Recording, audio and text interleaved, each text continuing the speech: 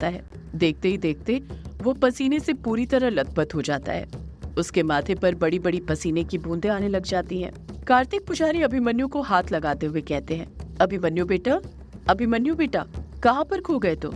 कार्तिक पुजारी के हाथ लगाते ही अभिमन्यु अपने ख्यालों की दुनिया में से बाहर आ जाता है, अपने होश संभालने लग जाता है।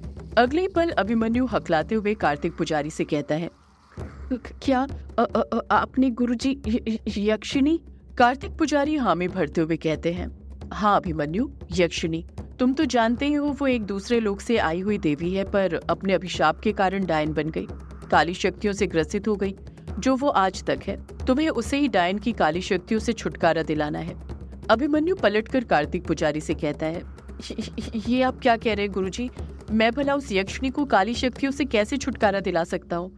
उसके पास जाना यानी अपनी मौत के पास जाना। आप ये बात कैसे भूल सकते हैं कि उसके कारण ही तो मुझे अंधेरे से डर लगना शुरू हुआ था। बचपन में उसे ही देखने के लिए तो मैं घाट पर गया था। आप तो मेरे अंदर का डर खत्म करने की जगह और ज्यादा बढ़ा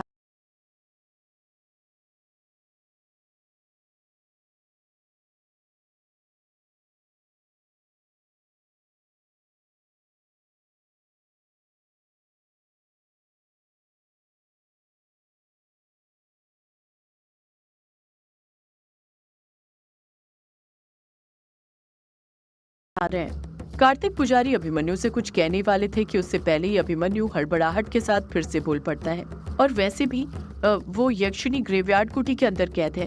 13 साल से घाट पर किसी मर्द का शिकार नहीं हुआ है, तो फिर मैं उस यक्षिणी को डायन की काली शक्तियों से कैसे बचा सकता हूँ?